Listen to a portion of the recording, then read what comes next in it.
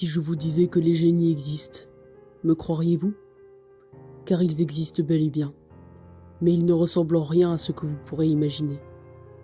Des légendes disent qu'il faut frotter une lampe magique pour les faire sortir, mais ce n'est qu'à moitié vrai.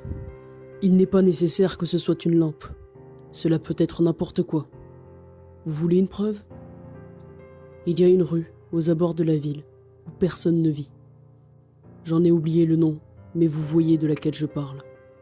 Allez là-bas, vous aurez besoin d'une brique de lait et d'une bougie. Les maisons de cette rue sont toutes vides et en ruine. Vues de l'extérieur, celle que vous recherchez ne semble pas différente des autres, mais c'est ce qui se trouve à l'intérieur qui la rend si spéciale. Entrez, fermez la porte derrière vous et montez les escaliers. Ils vous sembleront fragiles, mais ne vous inquiétez pas, ils ne s'effondreront pas sous vos pieds. Une fois arrivé dans le couloir à l'étage, redescendez complètement et vous trouverez une porte fermée sur votre droite. Toquez. Personne ne répondra, mais il serait impoli de simplement faire irruption sans frapper. À l'intérieur se trouve un homme assis sur une chaise face à la porte. Ne vous inquiétez pas, cet homme est mort. Il est mort depuis très, très longtemps. Mais sa peau est toujours attachée à son corps, comme si la dépouille datait de la semaine dernière. Vous remarquerez peut-être que son estomac est gonflé. Du moins, c'est censé être le cas. Et non, il ne vous regarde évidemment pas, c'est un cadavre. Il fait toujours sombre dans cette pièce, peu importe à quel point le soleil brille. Placez la bougie sur la table et allumez-la. Elle n'éclairera pas le fond de la pièce.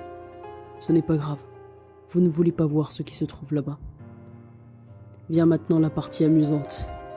Prenez votre brique de lait dans une main et ouvrez la bouche de la dépouille avec l'autre. Versez le lait à l'intérieur. Versez tout. Ne vous arrêtez pas. Une fois la brique vidée, reculez et attendez. Vous pourrez entendre quelque chose bouger dans l'estomac du cadavre. Ne vous inquiétez pas. C'est tout à fait normal. D'étranges pensées vous viendront. Vous vous souviendrez d'une complainte que votre mère vous fredonnait lorsque vous étiez enfant. Même si elle n'a jamais chanté, ou que vous ne l'avez jamais connue, vous vous en souviendrez tout de même. Chantonnez-la. Une fois que vous aurez terminé, vous verrez bouger l'étrange chose à l'intérieur de l'estomac du corps, celle qui gonflait son abdomen. Elle remontera dans sa poitrine, puis dans sa gorge, et finalement, elle se frayera un chemin hors de la bouche du défunt, avant de tomber sur la table. Cet être ne ressemble à rien que vous n'ayez déjà vu. Une sorte de bout de viande rouge et suintante avec des dents, des yeux et une longue vrille s'écoulant de la bouche du Maccabée. Il ressemble presque à un fœtus, mais certainement pas d'origine humaine. Ne vous inquiétez pas, cette créature ne vous fera aucun mal. C'est lui, le génie que vous êtes venu voir. Il dira quelque chose dans une langue qui vous est inconnue. Puis, une main que vous n'arriverez pas à discerner placera un objet sur la table devant vous. Prenez-le. C'est impoli de refuser un cadeau. Ce sera l'une des 3 affaires suivantes, et ce qui se passera ensuite dépendra de ce que vous recevrez. Une fois le présent en votre possession, le génie retournera dans l'estomac du cadavre pour dormir. Si vous recevez une petite pièce en cuivre, remerciez le mort et partez. Prenez la brique de lait. Ne soufflez pas la bougie. Rentrez chez vous et allez directement au lit. Au réveil, quelque chose de bien vous arrivera. C'est différent pour tout le monde, mais le résultat est toujours bénéfique.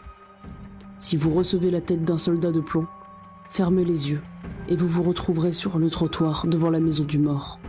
Vous verrez alors votre double passer par la porte d'entrée. Ne vous suivez pas à l'intérieur, car cette fois-ci, la porte ne mènera pas à la maison du mort. Rentrez chez vous. Si vous recevez un œil de chat, la bougie s'éteindra. J'ignore ce qui se passe après ça. Il se peut qu'on n'entende plus jamais parler de vous. Il est aussi possible que, lorsqu'une nouvelle âme aventureuse pénétrera à l'intérieur pour voir le génie, l'homme mort ou la femme, ce sera vous.